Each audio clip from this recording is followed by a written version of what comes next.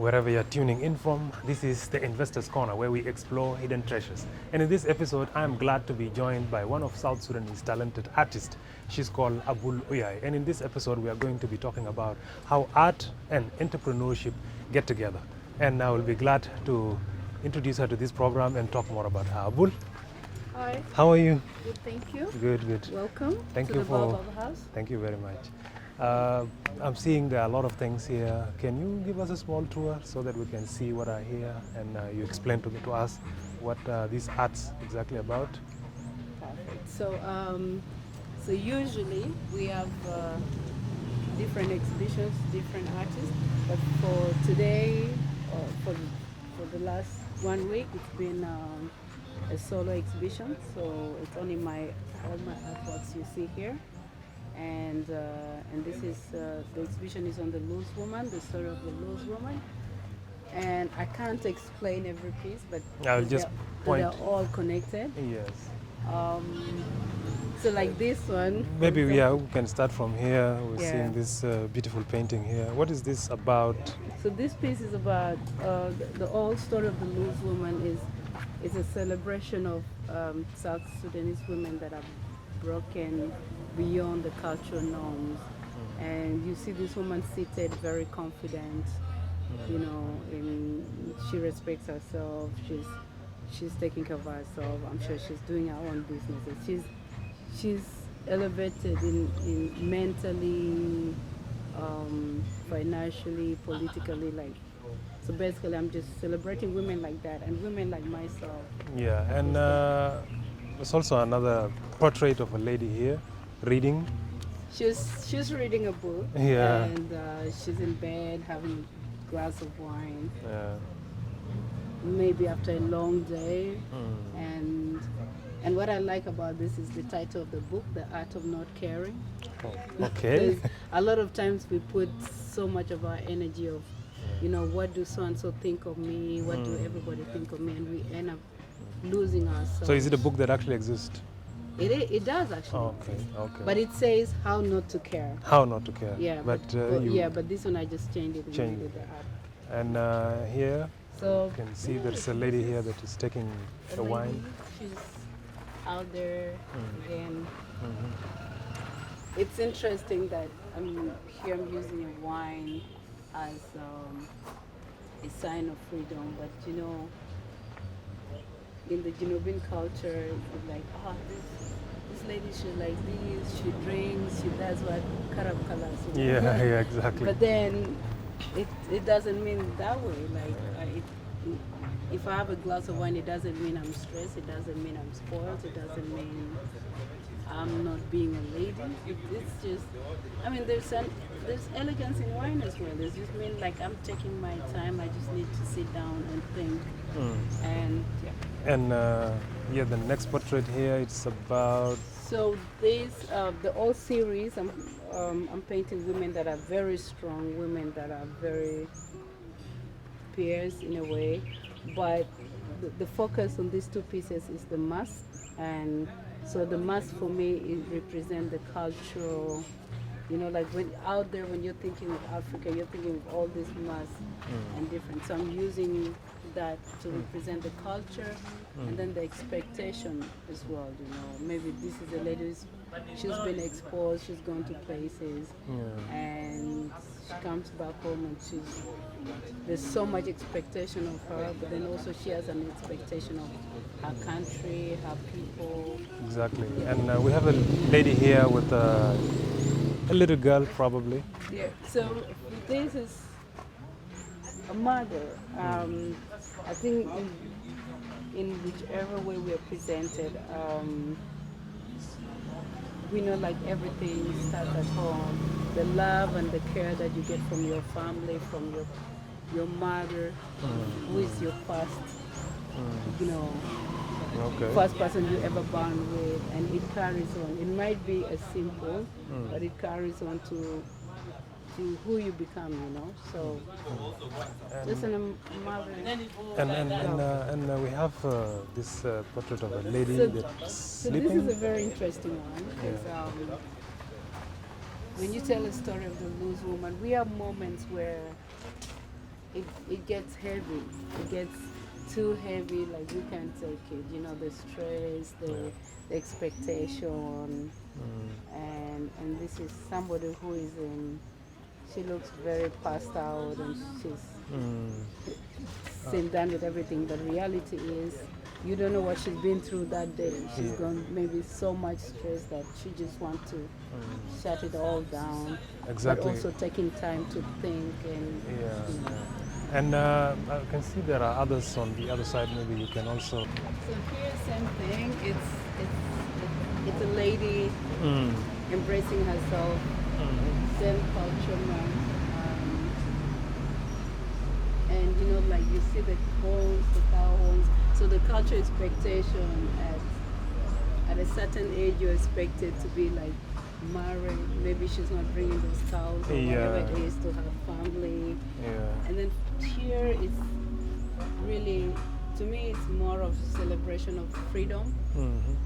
But then again, what is freedom? You know, like you can see she's basically sitting on a giant egg, and there is a spider. So there is the all culture aspects that ties you down, and you know the all spider like you down.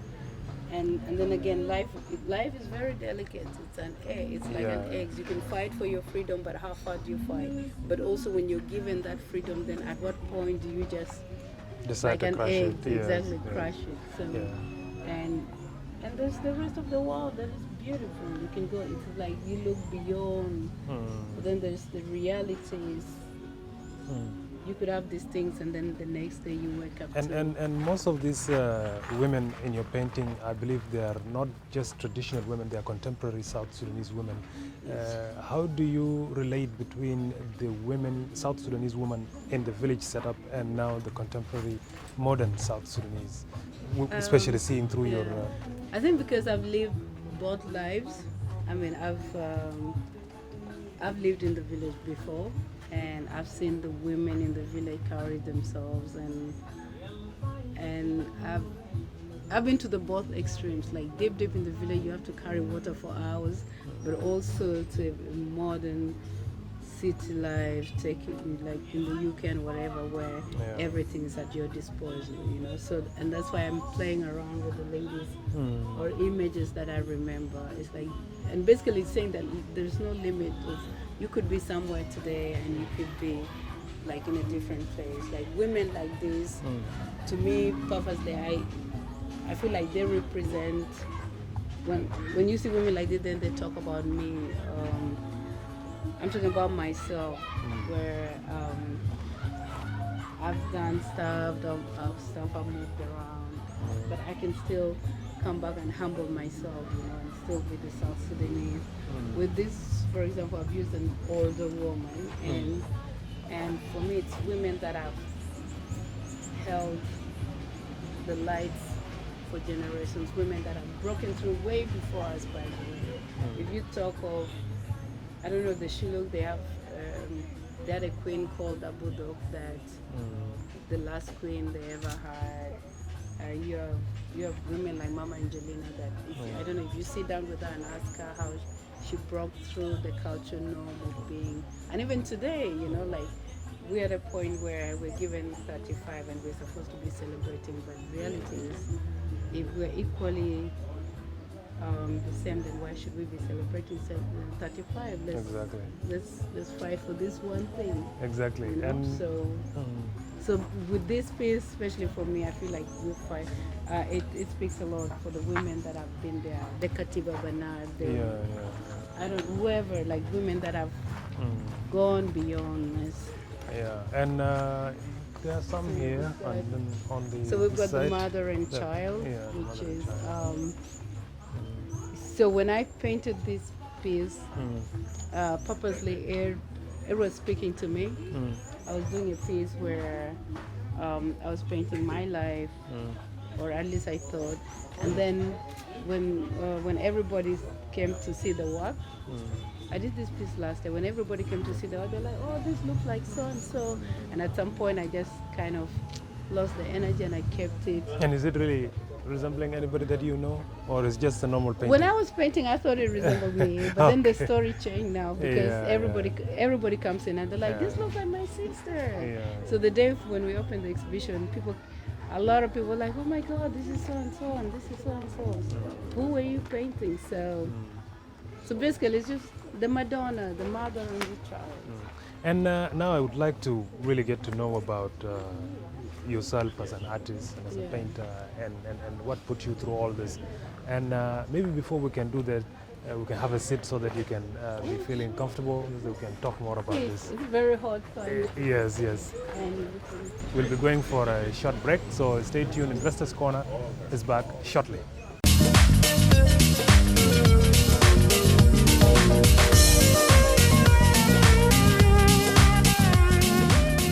There are plenty of investment opportunities in this world's youngest nation of South Sudan. To better understand the economy and explore the thriving market of this country, you ought to get out of your comfort zone. You either hustle under the scorching sun in Konyo Konyo market, run errands at a small or medium business enterprise, or better yet, chair a conglomerate board meeting at a high-end tower in Juba. While awaiting an official business trip to the region. Whatever you do, just don't rest. Work hard, think big, and be smart in order to count all your economic blessings through this weekly business show of the Investors Corner, exploring hidden treasures. Join us every week at this time.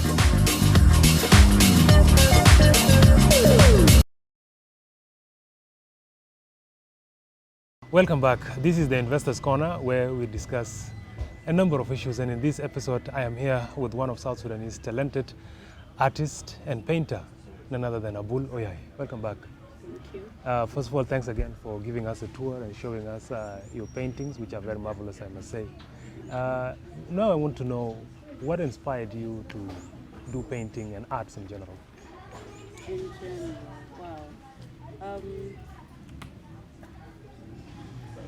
I think it's a talent. It's something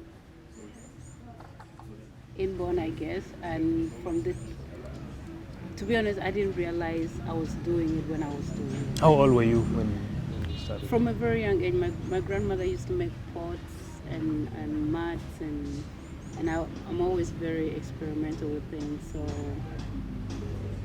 before I went to school, I knew how to like make a pot or make mats, and I was lucky to go to some schools in Uganda that actually taught art, and from there I just started building my skills, and it felt that art was something that I always gravitated to.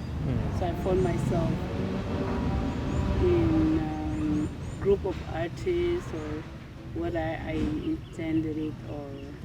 And art is a huge form that has a lot of things inside. We've seen your paintings. What else do you do that is more artistic? Drawing, singing, poetry. What else do you do apart from painting? I write. So I write, but most of the time I don't focus on that a lot, because usually when I'm writing, I'm in a state where, like, mentally, physically, like, I'm I think not from a good place, like very emotional. A lot of poems that I've written, I'm either like crying or doing that. So it's a part of me that I've kept. I've shared with the world, but I've also tried to keep to myself. And while you are imagining what to draw, where do you get the inspiration or the ideas to what to draw? And there seem to be a lot of messages in your drawings. What is the main common theme that cross-cut through all of them?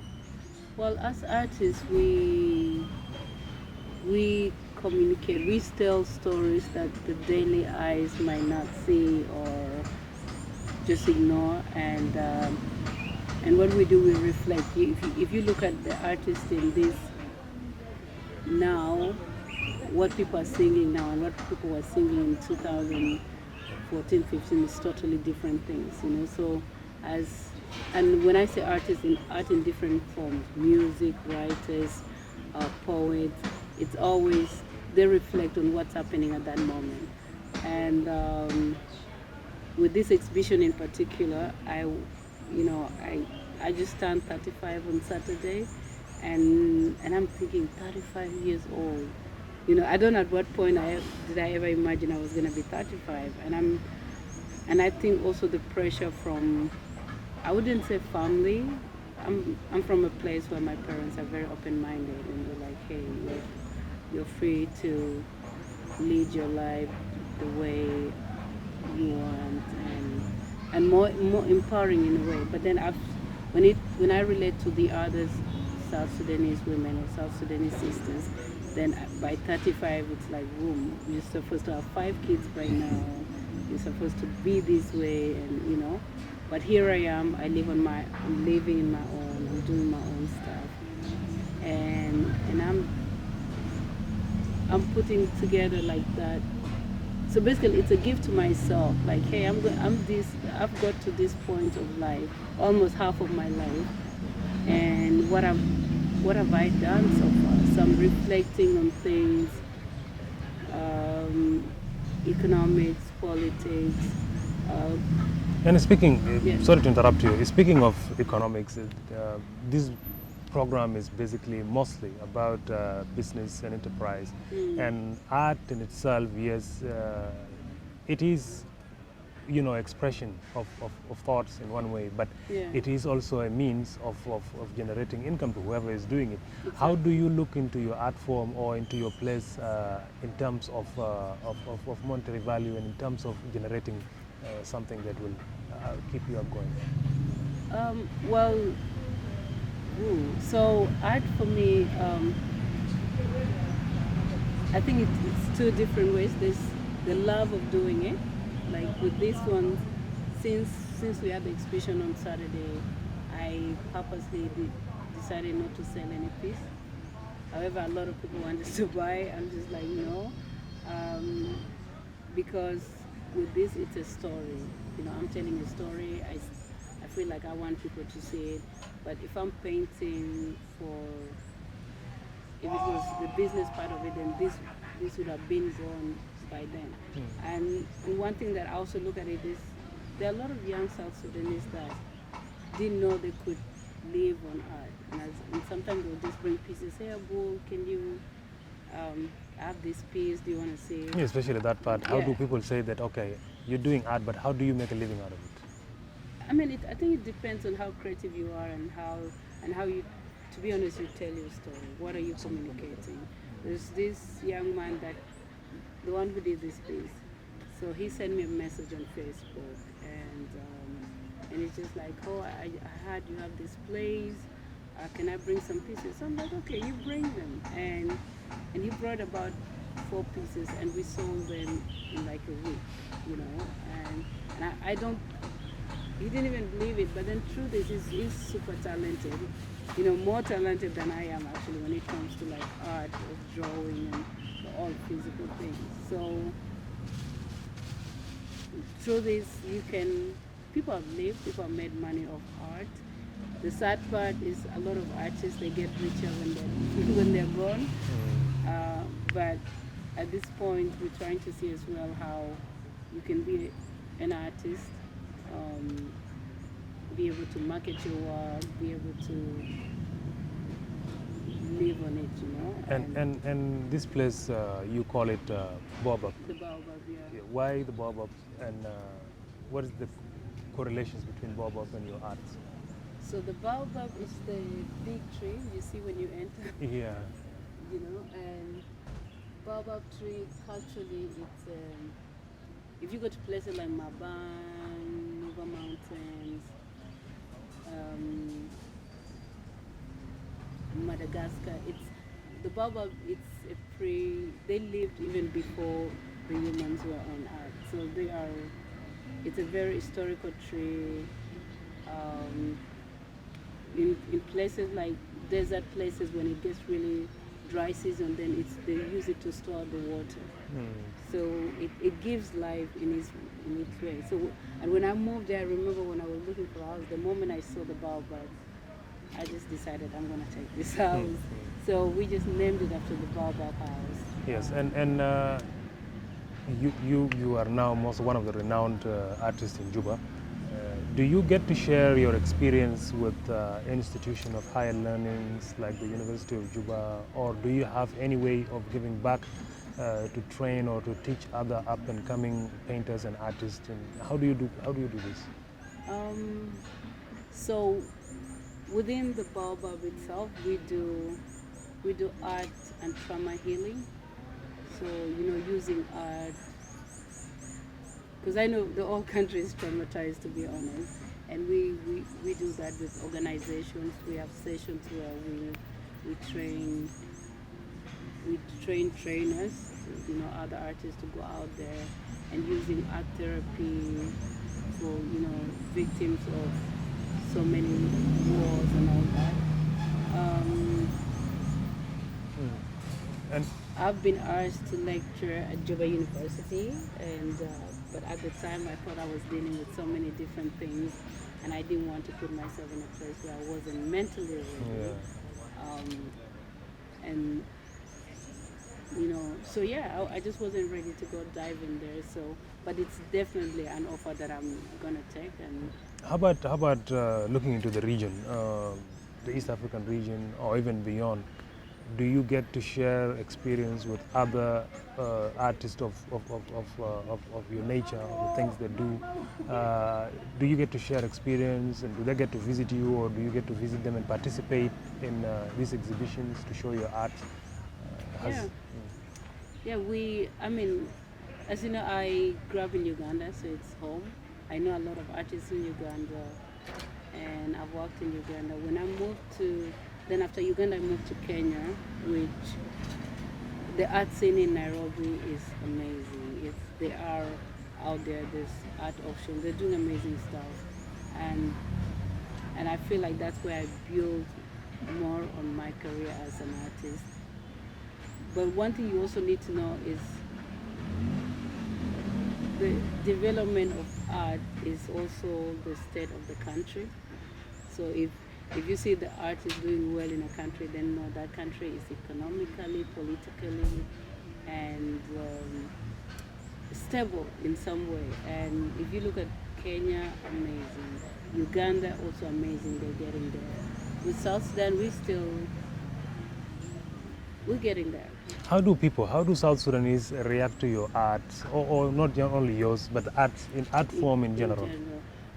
I think because I know a lot of people come here, and what saddens me sometimes is like on Saturday, like all this time when we have the exhibition, then we have a lot of them it's a lot of foreigners that come here, and you have people will just be like, oh, they know the artist there, but every time I'm like, hey, it's open, you can come see and go. There are art places in Europe where you have to pay to enter, but come on, we're having this open, just come and see the work, be inspired and go. But a lot of times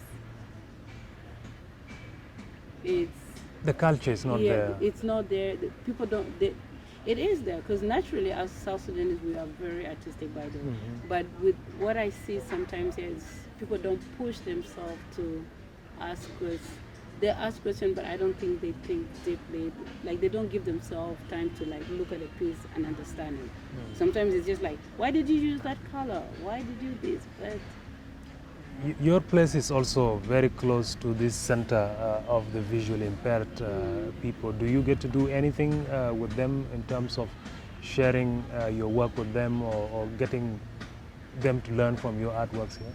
Yeah, I've come a very long way with them. I'm renting from them actually, so it is the space, and I don't know, the way I've been brought up, and also just me being me, I always believe in giving back to the people that I've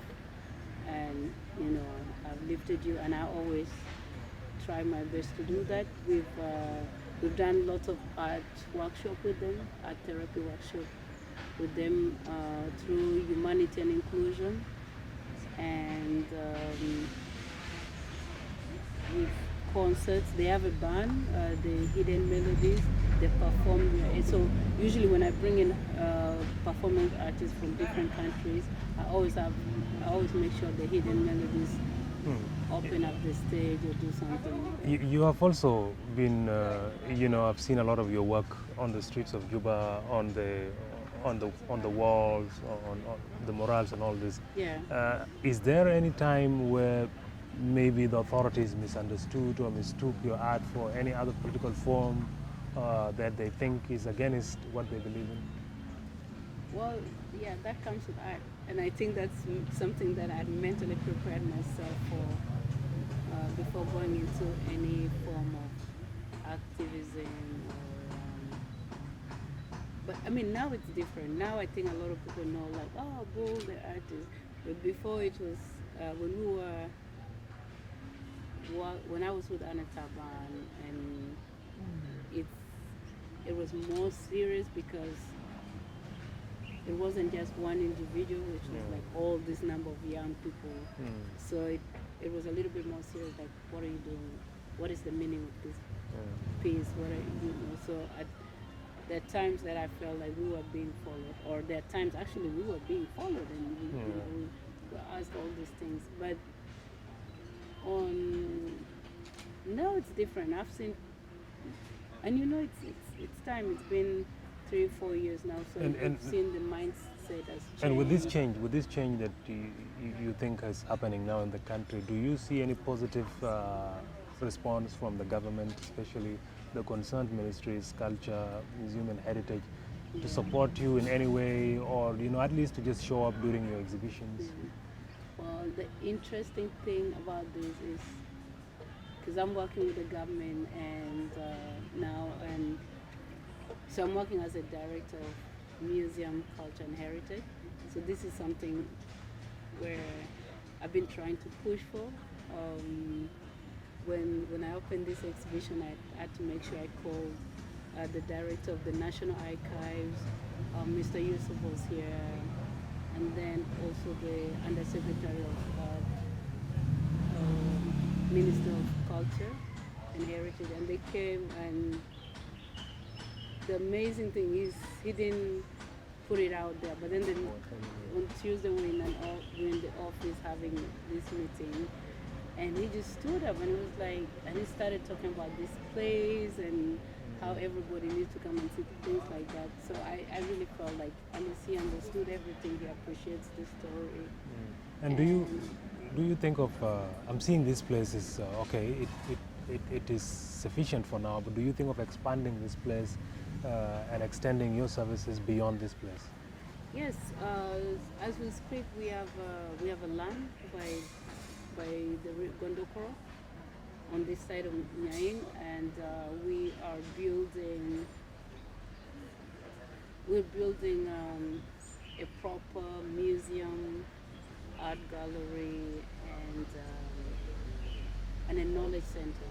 So a knowledge center, more of a research center, a cultural research center, and basically a creative space where an artist can go and work. Still under Baobab or under It separate? is still under Baobab, but Okay. it is the Baobab Art Foundation, so it's a creative space, and we're using the old building is going to be of shipping containers, so we want to like protect the environment and the whole idea of recycling. So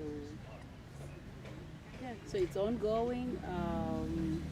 And what is the challenge now that is facing that project, this project, and your work generally that you think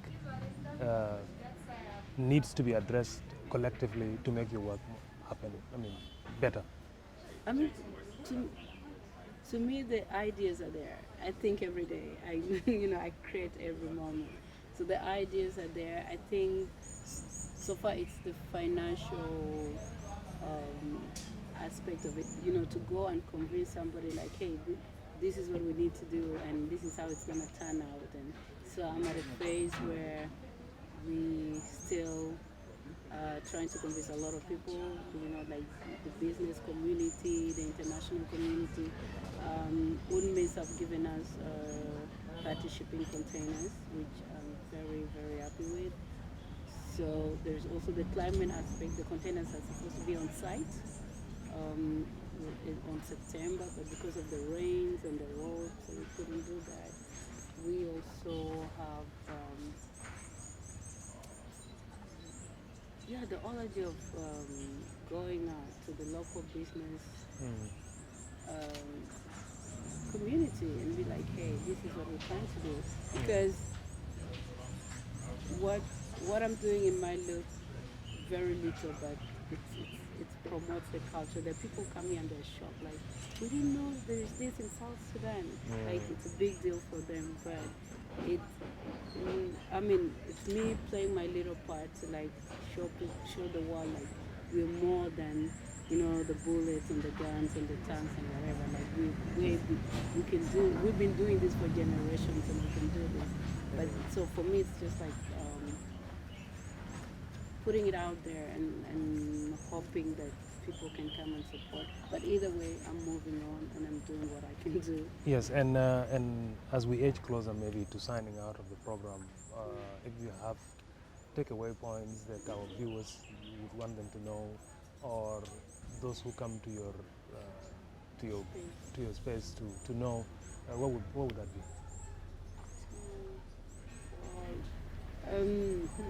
The baobab. So for me, the baobab is a creative space, first of all. So when people come here, I expect them their main focus should be on art. I know work can be very hectic. A lot of time people just come, like today I'm this and this, and they want to come and sit down and just relax. And I appreciate that, but I also hope that we can take it. Yes, we're giving you this super relaxed environment, but also don't get too relaxed, like take it very serious as well. And let's be supportive of it, because at the end of the day, it's not just Abul, it's us as the people of South Sudan showing our culture and heritage and what it is to be a South Sudanese, So it's something that goes beyond. Well, taking from your viewpoint is supporting the center, supporting the artwork, and coming regularly whenever there are exhibitions here. And we'd like to leave it there for now. Thank you very much, Abul, Oyay, for giving us your time. You're welcome. Thank you for having me. You're welcome. This brings us to the end of the Investors Corner. This episode where I've been with this marvelous artist by the name Abul Oyay, who have shown us her place, her paintings, and her artwork. And it's from this point that we tell you thank you very much for tuning in, and goodbye.